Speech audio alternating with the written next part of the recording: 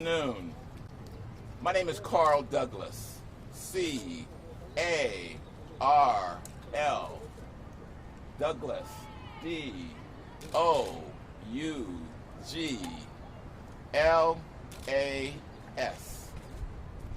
We are here this afternoon to announce the filing of a personal injury civil rights lawsuit on behalf of my client, Jamal Shakir Jr.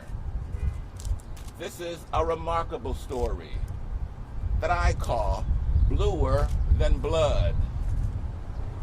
I have been in this civil rights game for more than 42 years. And I've always heard stories from one police officer to another. And they always seem to say, you're not white, you're not black, you're blue. And I questioned that for all of my 42 years until I heard the story of Jamal Shakir Jr. May 29th, 2020. Jamal is a young brother from Los Angeles. He went to college at LaGrange College, a small college outside of Atlanta, Georgia. He has a backstory that will interest each of you when you have a chance to learn about it. And Jamal Shakir is a producer. He is a filmmaker. He is a publisher, and at 22 years old, he lives in downtown Los Angeles. He ain't in his mama's pocket. He ain't in his daddy's pocket. And I dare say, folks, for a 22-year-old young brother, that is quite a statement to say. Amen. Can I hear an amen? Amen.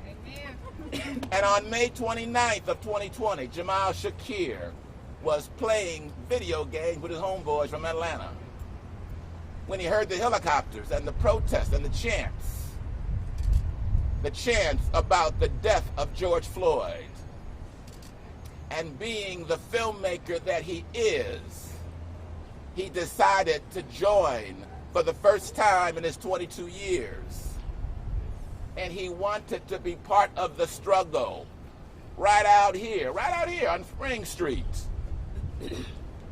There was a skirmish line across Spring Street, and there were police officers in riot gear. Part of that warrior mentality that permeates law enforcement. And that warrior mentality had them in their riot gear with their helmets and their shields covering their faces. And Jamal Shakir was energized by that scene.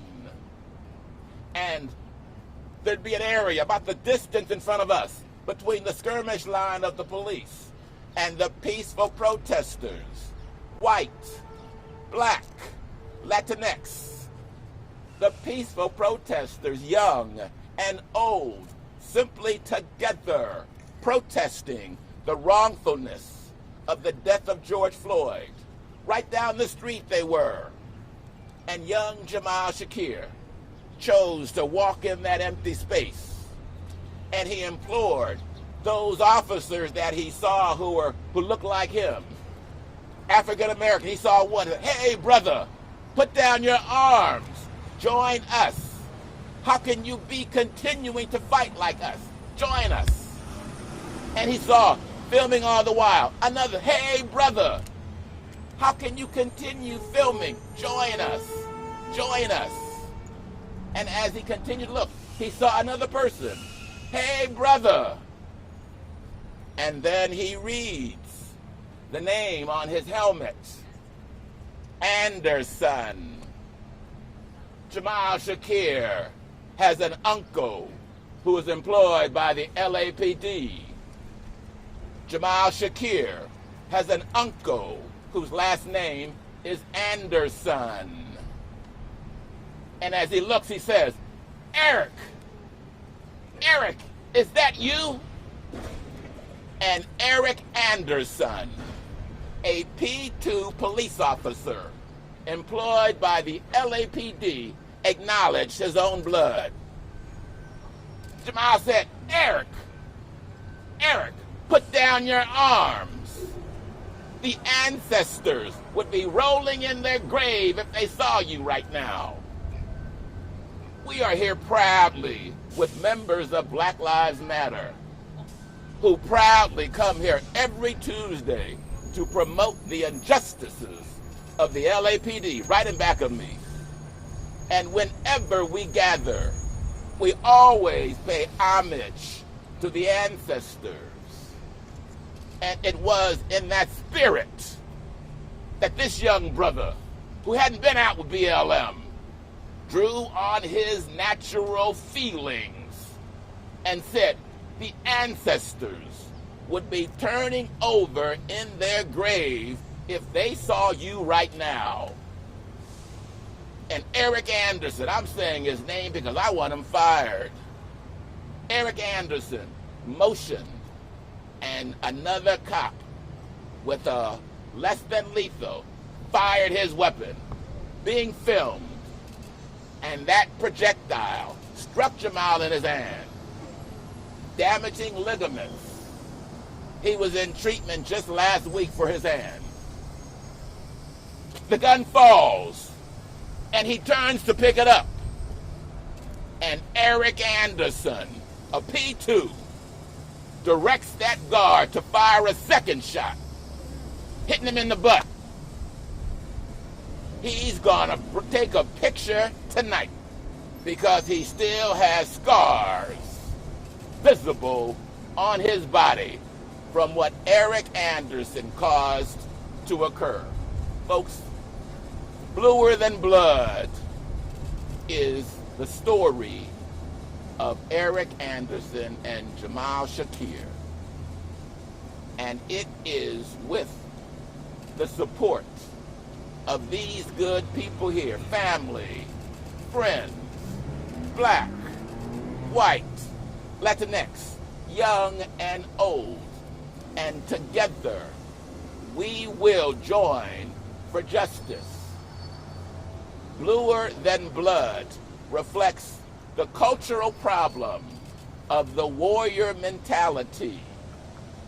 And Eric Anderson is the poster child for all that is wrong with the culture of policing that permeates our society.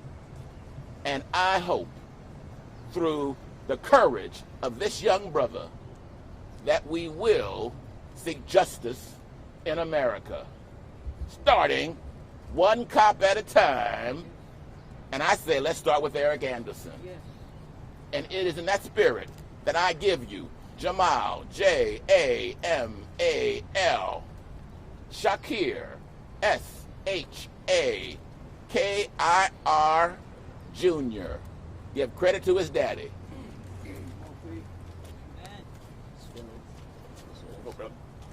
My name is Jamal Shakir Jr.